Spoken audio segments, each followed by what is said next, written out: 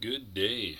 Thanks for joining me for another episode of Atari 2600 gameplay. Got queued up for you here a game that I never played on the 2600. Bert. One of my all-time favorite arcade games. Although I guess, to be honest, I could apply that term to a lot of arcade games over the years, but I really did. Bert was a lot of fun, and I always enjoyed it. I use a little Bert guy screen clip that I took all by myself for a Discord avatar most of the time, and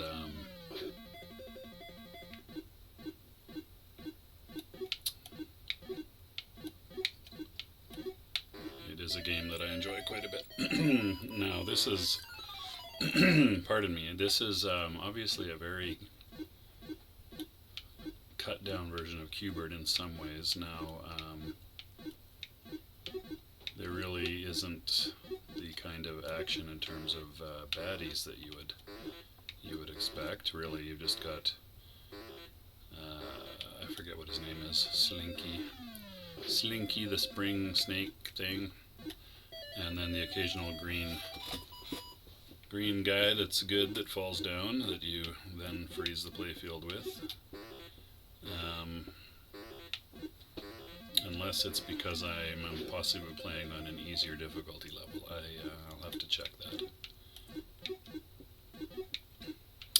Now, of course, I didn't think to check the manual before playing this game. I've tried to get in the habit of doing that for the 2600 games before I start recording, but I did not do that this time. So the way this is going... we're into the double tap levels here. You have to land on each cube top twice in order to have it change color permanently. Or at least, where did he go? Oh, there he is. That was odd. Old Slinky disappeared for a minute there.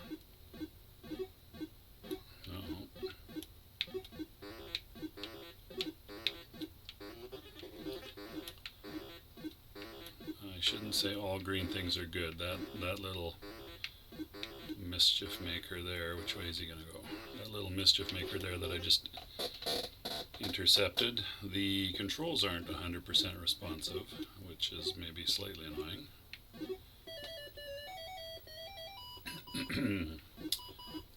So the target color is not displayed anywhere, but what? Come on. In this case, it's yellow, as it turns out. So the graphics actually are pretty good. They're quite colorful and not flickery or anything, which is always or frequently an issue with the 2600. I have 5 platforms now. That seems 5.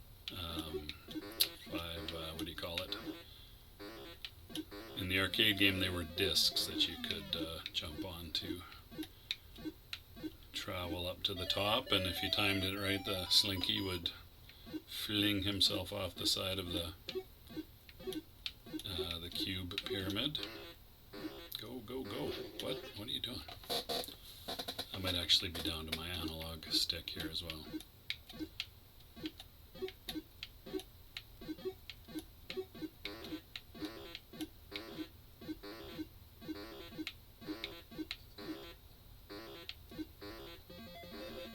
Sounds are alright. They're not an exact match for the arcade, but they're not too bad.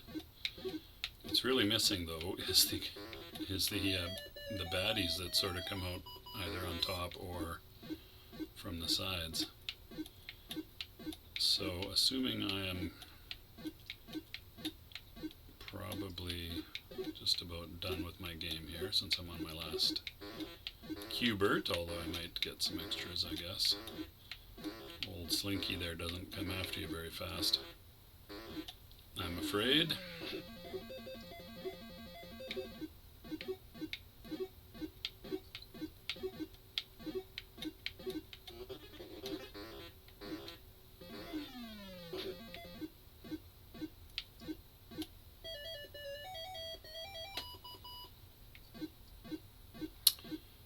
assuming I'm just about done. Oh. Here we have the, yeah, okay, this is good. So now you have to turn them, presumably the darker blue, but they alternate. All right, not bad. Put that on left difficulty A to make sure that's the case, and hit start again, see if it's any different. I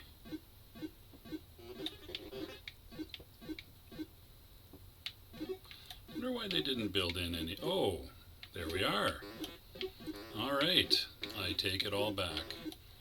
Apparently the reason that that there was nothing else going on was because I was playing on the easy difficulty level.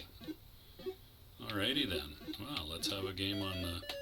Let's have a game or two on the proper difficulty setting. Proper meaning, you know, the actual gameplay elements of the red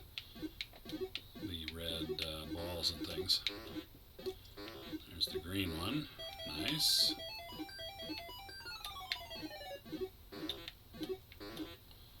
Little odd graphical thing there. When the screen flashed bright, I could see phantom platforms, the discs that you can ride up on. Ooh, that was okay. That's a little cheap. It's hard. It's really hard to tell which direction the creatures are bouncing in. Oh, I guess I could have foreseen that as a distinct possibility. Anyway. Do you get extra Q-Berts like in the, I think I just got one maybe. Where's the next red guy?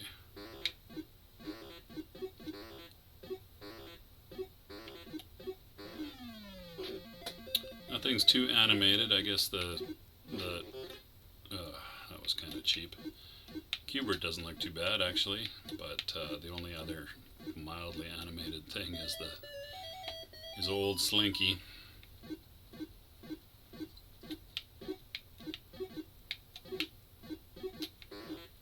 Wonder if they have any of the. Sorry, I got cut off by getting my last life taken away from me, player life.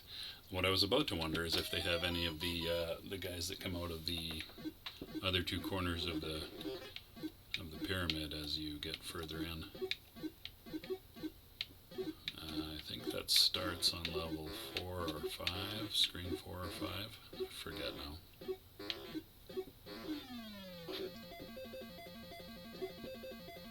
So it's a little cheap to have this snake coming out while you're and the ball's falling while you are coming up riding the disc up. That's that is not true to the arcade. You got a respite and the board was cleared when you rode one of your discs up.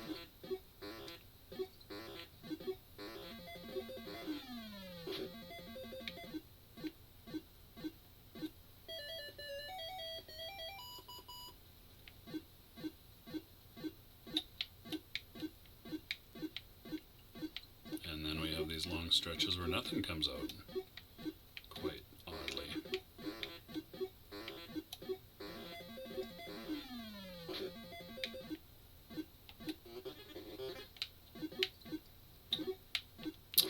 Poop. Poop. Arse biscuits. I guess arse biscuits are poop, aren't they? Now that I think about it.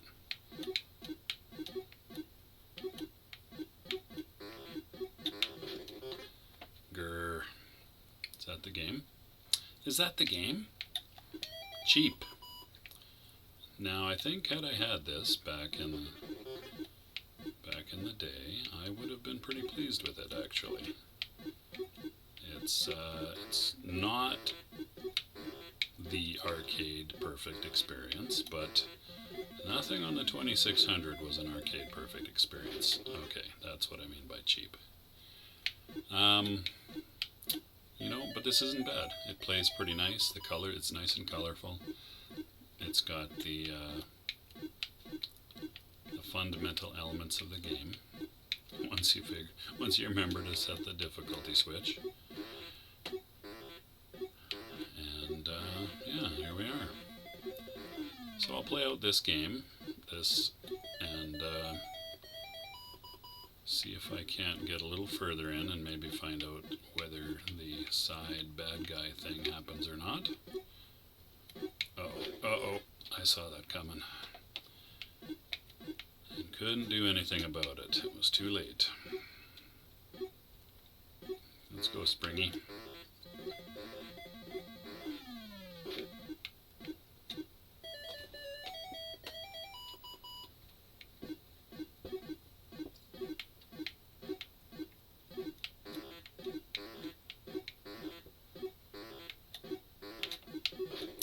Darn it. Because the balls sort of blink in and out of existence, or the bad guys in general. Oh, I'm still going. I thought I was done. Because they sort of blink in and out of existence, it's a little hard to tell where they're going to wind up. And therefore, was that an extra? No, it was not. What was that? Oh, that was a level change, in the sense that now we're a little sound effect there to indicate we're in a slightly different level. This one being the two color. Come on, the two color thing.